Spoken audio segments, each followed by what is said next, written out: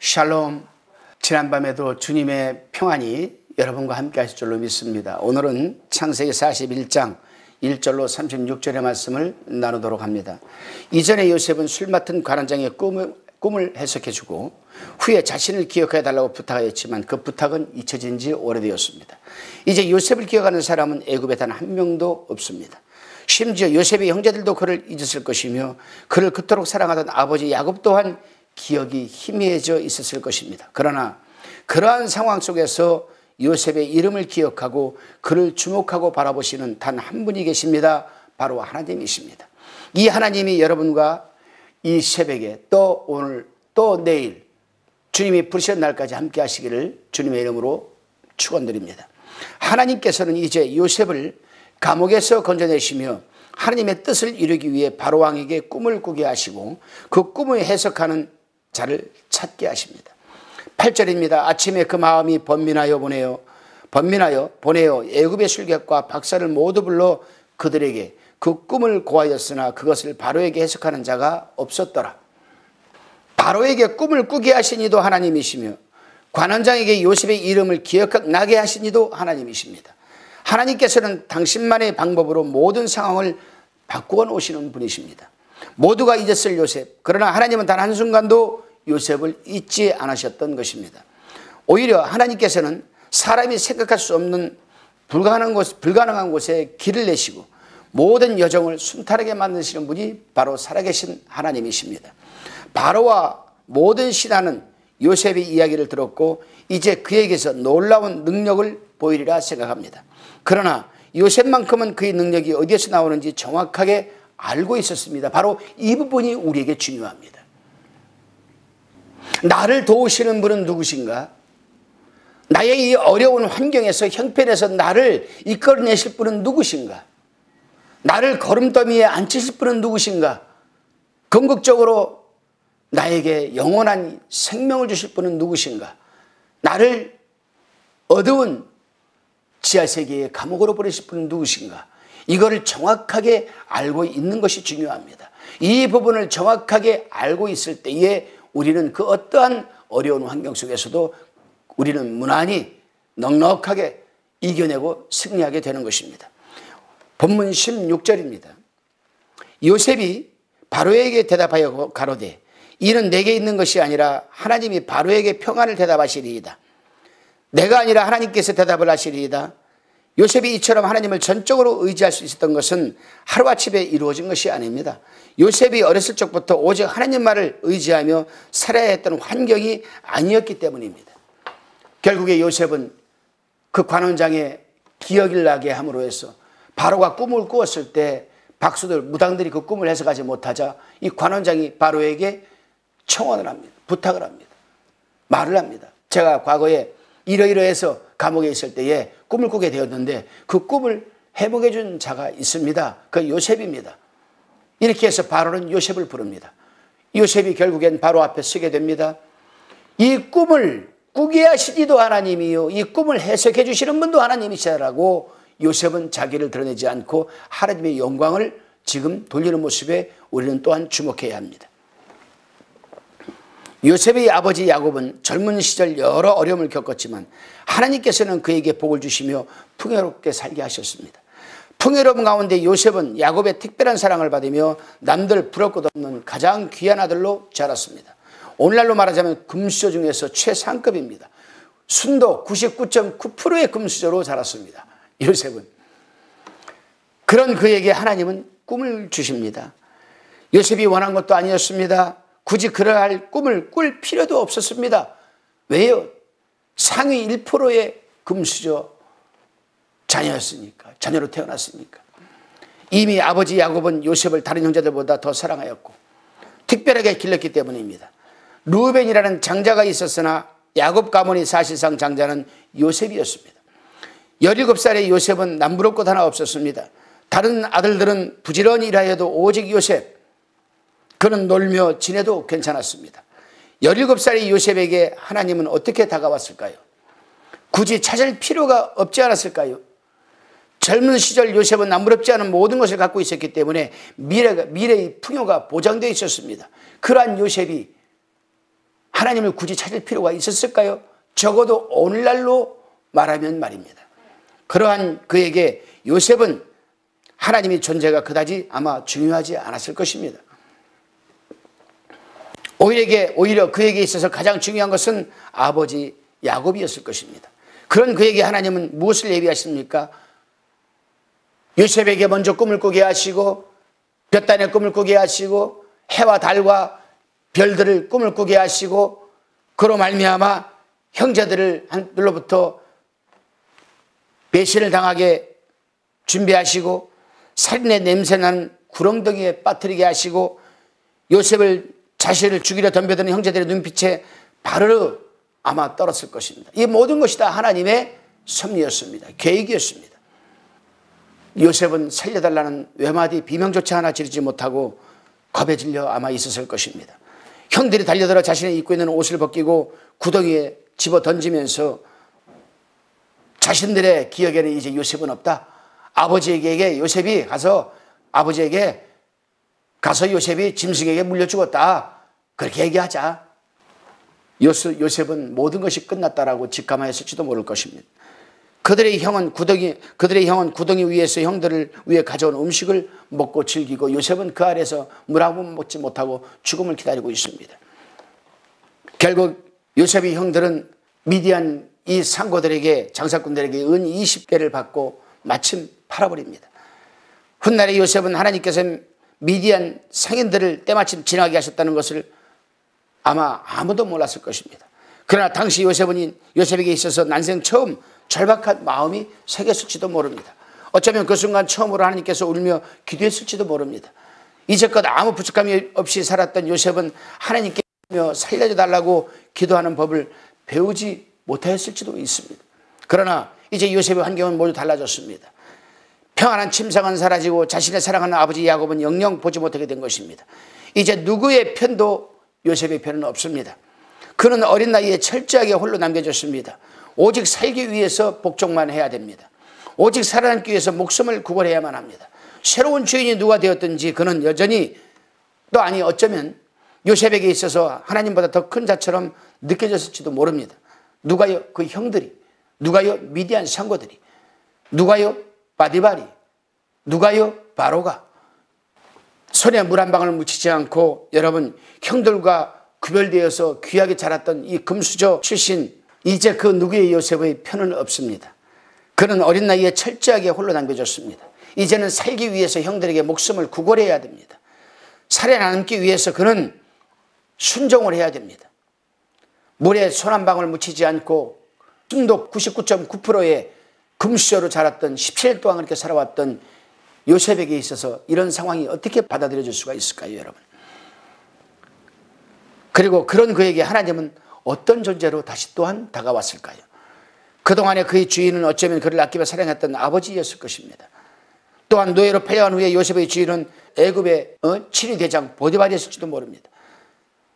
만약 요셉이 형들에 의해 노예로 팔리지 않았다면, 만약 요셉이 보디발의 아내로 억울하게 감옥에 들어가지 않았더라면 요셉은 여전히 아버지 야곱을 의지하며 또는 친위 대장 보디발을 의지하며 살았을 것입니다. 그러나 이제 요셉은 하나님만을 의지합니다. 그가 오랜 감옥 속에서 깨달은 것은 바로 하나님밖에 의지할 자가 없다라는 믿음이었습니다. 바로 이 부분에 우리는 주목해야 됩니다.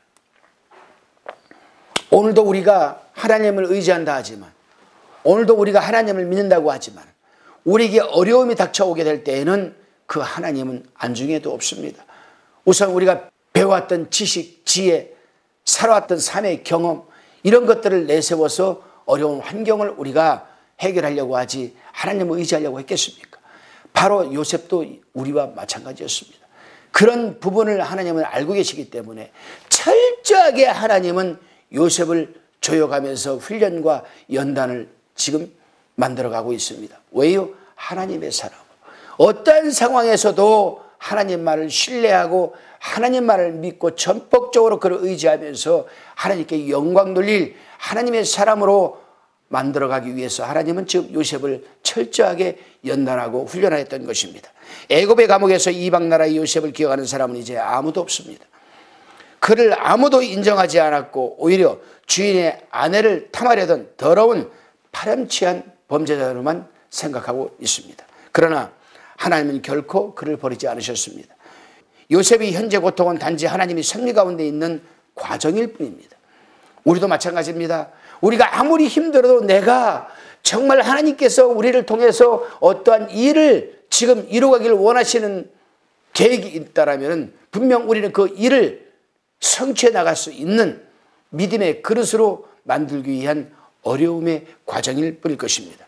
요셉은 하나님의 손이 절대 짧지 않은 것을 알았기에 반드시 하나님께서 자신의 억울한 누명을 풀어줄 수 있다라고 믿었습니다.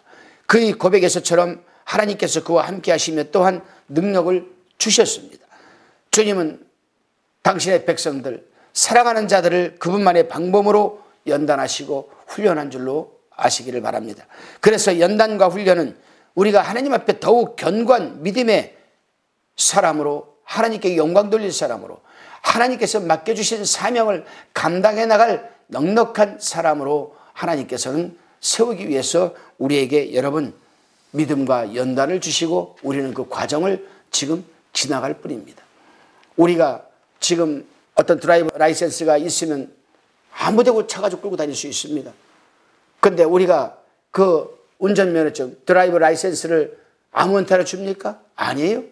일정 기간 이론과 필기, 실기를 보게 하고 거기에 패스되었을 때, 그 테스트에 통과되었을 때 라이센스를 우리가 받고 그거 가지고 우리가 가고 싶은 거 다 차 끌고 다니는 거 아니겠습니까? 하나님도 마찬가지입니다. 처음부터 아무에게나 일 맡기지 않습니다. 철저하게 준비시키고 연단시키고 훈련시켜서 이 정도면 하나님 보시기에 그래도 이 정도면 됐다라고 생각하면은 그때부터 하나님께서는 우리에게 일을 맡기시고 그 일을 감당해 나가기를 원하시는 것입니다. 물론 능력도 함께 주십니다. 사랑하는 화평방송 시청자 여러분, 이해할 수 없는 문제와 감당할 수 없는 어려움이 찾아와도 전폭적으로 전인적으로 주님을 신뢰하시기를 바랍니다. 분명 인내하며 견디며 그 과정을 우리가 통과하게 될 때에 하나님께서는 반드시 우리의 모든 환경을 역전시켜 놓으실 줄로 믿으시기를 바랍니다. 기도하시겠습니다. 주님, 요셉의 능력은 하나님께 있습니다. 요셉의 고백처럼 나의 능력이 아닌 하나님의 능력으로 우리도 우리의 삶을 살아내게 하여 주옵소서. 지금 현재의 고통이 훗날 영광스러운 면류관임을 잊지 않고 오늘도 우리 주의 말씀으로 굳건히 세워지게 하옵소서. 넉넉하게 이 훈련과 연단을 통과하게 하여 주옵소서. 살아계신 예수 그리스도의 이름으로 기도드리옵나이다. 아멘.